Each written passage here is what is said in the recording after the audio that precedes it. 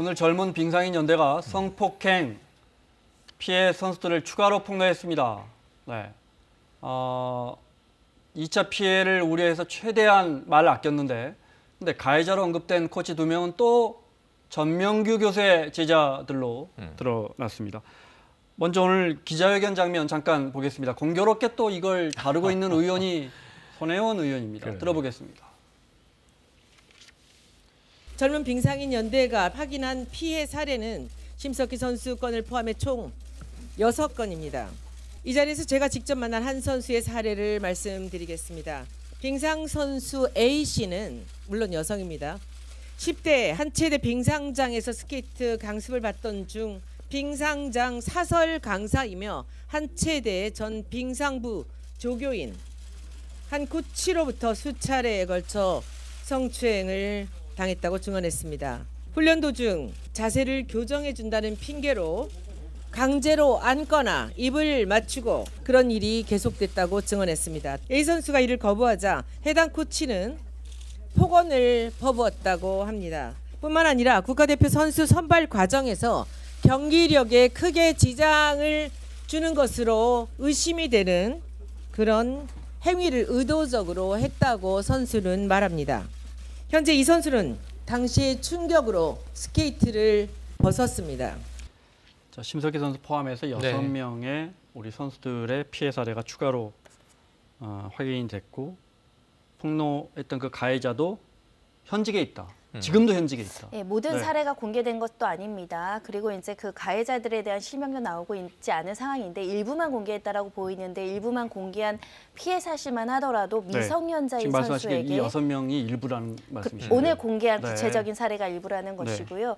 공개된 일부 내용만 하더라도 미성년자인데 강제로 입맞춤을 하는 강제추행을 수차례나 했고 본인의 요구에 응하지 않았더니 그 다음에는 가학적으로 폭언을 한다던가 그런 행동을 일삼아서 결국은 선수 생활을 접었다라고 하는 것이고 이 선수가 그나마 지금 현직 선수가 아니기 때문에 그나마 이렇게 공개할 만한 용기가 되지 않았을까라는 생각이 들어서 지금 말 못하고 용기 내지 못하는 선수들이 얼마나 많을까, 또는 내가 이걸 알렸다가 혹시 운동을 더 하지 못하지도 못하겠다, 불이익을 받을 염려를 하고 있는 선수들이 많지 않을까라는 생각도 들어서 오늘 2차 피해에 대한 특별한 주의가 앞서 있었거든요.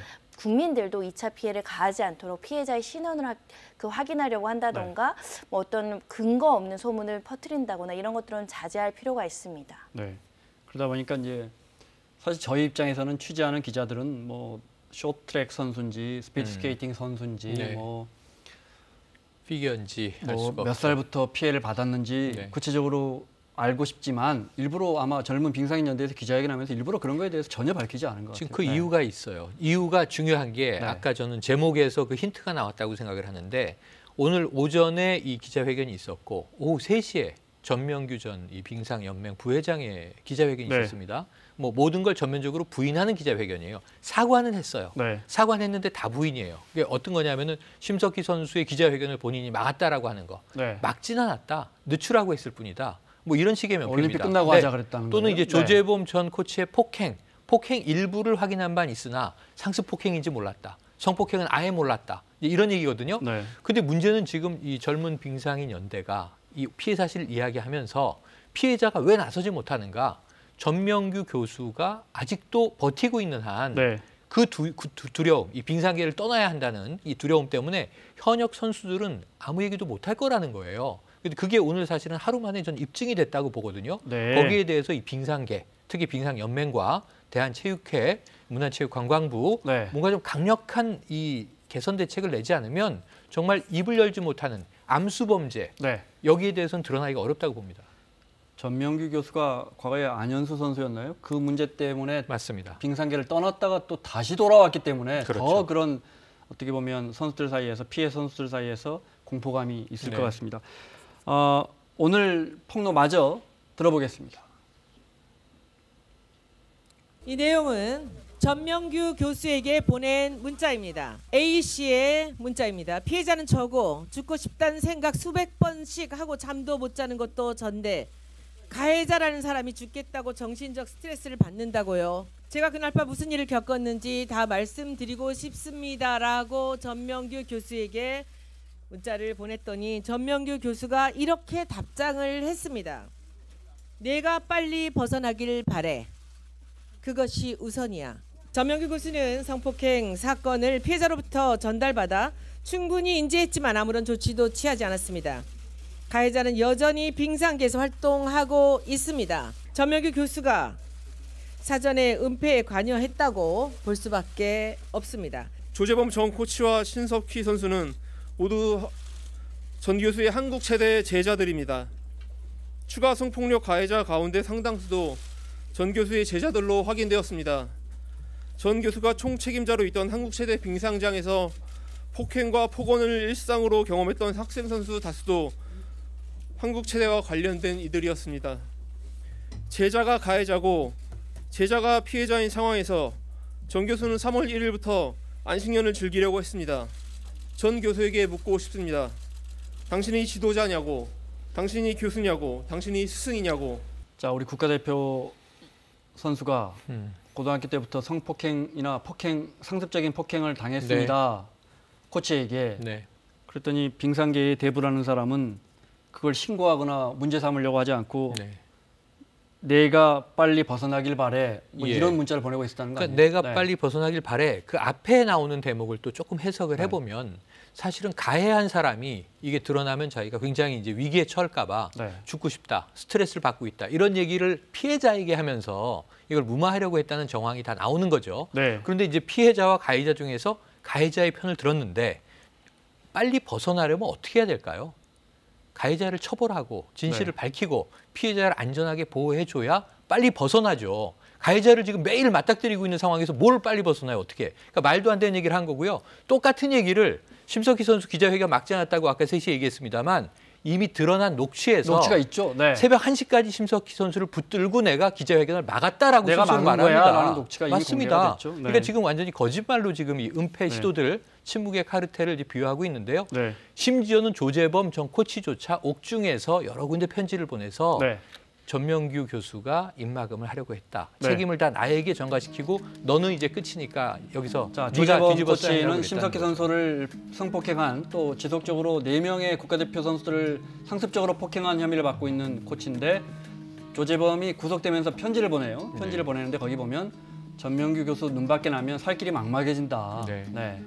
전명규 교수의 녹취록 내용 중에 이런 내용 포함되어 있습니다. 얼음판에서 어떻게 살려고 그래라고 하면서 상습폭행에 그 고소해 있던 피해자들에 대해서 회유나 압박을 하는 내용들이 담겨 있거든요. 얼음판에서 어떻게 살려고 해. 내 눈 밖에 나가면 살 길이 막막하다라는 게 얼음판에서 쫓아내겠다는 말로도 그만한 막강한 권력을 가지고 있는 사람이 있고 코치인 지도자도 하물며 전명규 교수의 어떤 막강한 권력에 저항하지 못하고 순응 안 했고 살 길이 막막하다고 호소한다고 한다면 어린 선수들 더군다나 미성년자 20대 초반의 선수들은 이 전명규 교수를 얼마나 무서워했고 두려운 존재로 인식했을지 충분히 가능하지 않을까 생각이 드는데요. 뭐 일각에선 전명규 그 교수가 굉장히 절대적인 권력을 행사하고 있고 이 사람의 말 한마디에 좌지우지 된다라는 이야기를 할 수 있을 정도이기 때문에 더더욱 이 문제가 오랜 시간 개선되지 않은 게 아닌가 싶습니다. 한 2분 정도밖에 남지 않았는데 그래도 전명규 전 빙상연맹 부회장의 오늘 기자회견 뭐라고 하는지 준비가 됐나요? 전명규 교수가 입장을 내놨는데 들어보겠습니다.